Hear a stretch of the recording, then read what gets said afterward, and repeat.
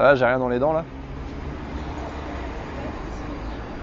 Salut à tous, dans cette vidéo je vais vous montrer un petit extrait d'une séance de coaching qui a eu lieu hier dans lequel j'échange avec mon client et c'est peut-être une chose qui va vous intéresser. Il est question de ne pas agir normalement parce que si vous voulez une vie différente, si vous voulez avoir plus de temps pour vous, si vous voulez gagner plus d'argent, eh bien vous ne pouvez pas faire ce que la société vous dit de faire, vous allez devoir agir de façon anormale. L'autre jour, je regardais un documentaire très intéressant que je te conseille de regarder si tu as Netflix, qui s'appelle, c'est sur Donald Trump, ça s'appelle An American Dream. En fait, c'est un documentaire sur sa vie. Et c'est très intéressant parce que dans le premier épisode, tu vois comment il a commencé sa carrière dans l'immobilier. Et en fait, ça m'a rappelé une leçon qui est très importante, qui est propre à tous les gens qui ont du succès. C'est-à-dire qu'à un moment donné, les gens qui ont du succès dans quelque chose, ils vont pas faire les choses normalement. Ils vont faire les choses anormalement. Par exemple, moi, j'ai fait les choses anormalement. C'est-à-dire que quand je dis normalement, anormalement, le normalement, c'est ce que la société veut pour toi.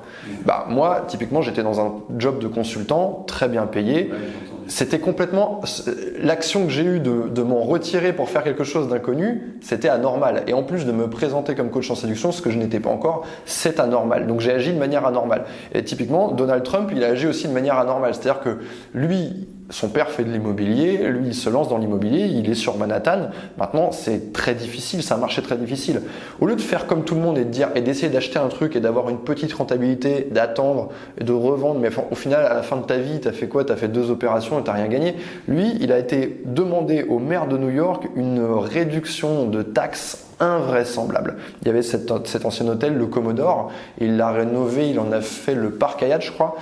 Il me semble que c'est ça. Et bien en fait, lui, il a pu engranger d'immenses bénéfices et mener à bien ce projet-là. Et du coup, ça l'a carrément catapulté parce qu'il est allé poser cette question en disant ouais, je veux une réduction je veux ne pas payer de taxes pendant les 20 prochaines années sur ce truc-là. C'est anormal ce qu'il a fait. La normalité, c'est de dire voilà, j'achète un bien, j'achète un petit appartement. C'est en équilibre. Des fois, je perds un peu d'argent, des fois, je gagne un peu d'argent. Mais ouais, tu vois, finalement, il faut pas rentrer dans ce système-là. Il faut essayer de faire les choses complètement différemment. En fait, quand je dis anormalement, c'est pas par rapport aux autres, c'est par rapport à soi-même. C'est-à-dire qu'en fait, quand je dis normalement, c'est ce que la société voudrait que tu fasses.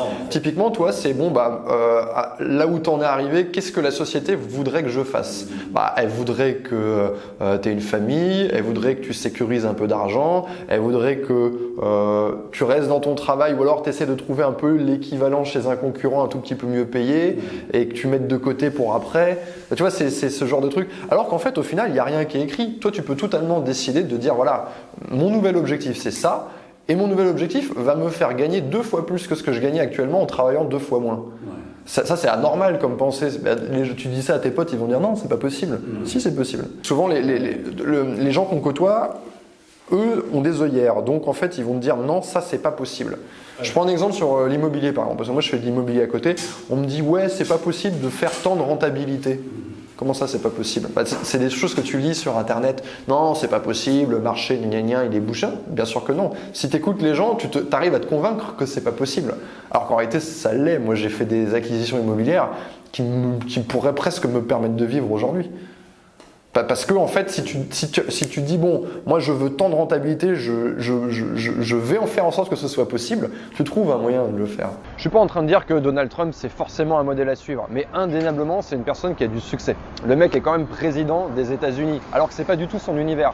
Et moi, c'est ça qui m'intéresse, c'est d'aller chercher les personnes qui sont des cadors dans leur domaine, qui cartonnent, et d'aller tirer les leçons du succès pour ensuite les vulgariser, notamment sur cette chaîne. Vous pouvez aller chercher J.K. Rowling, pourquoi elle a autant de succès, Michael Phelps, pourquoi il a autant de succès, comment ces gens travaillent, comment ces gens vivent, comment font ces gens pour rester motivés et engagés dans leur discipline. Donc voilà, ce sont les choses qui m'intéressent, et en tout cas, j'espère que ces petits extraits de coaching vous apportent quelque chose. D'ailleurs, un mot au sujet du coaching, ça c'est une chose qui me tient à cœur, vraiment le coaching, et j'en fais énormément aujourd'hui, j'en ai toujours fait, je me suis jamais arrêté d'en faire parce que pour moi c'est ça qui m'a forgé et c'est ça qui me permet de continuer à progresser.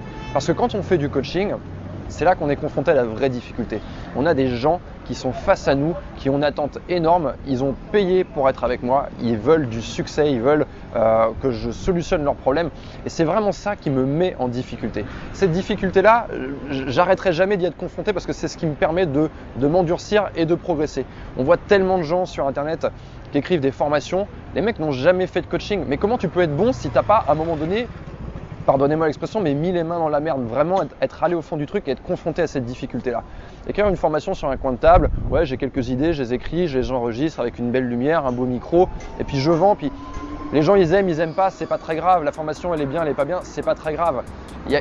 On a une certaine distance avec les gens qu'on n'a pas en coaching, on est vraiment face à eux et il y a un véritable enjeu. Voilà, c'est ce que je voulais partager avec vous aujourd'hui dans cette vidéo. Je vous souhaite une excellente journée et je vous dis à très bientôt.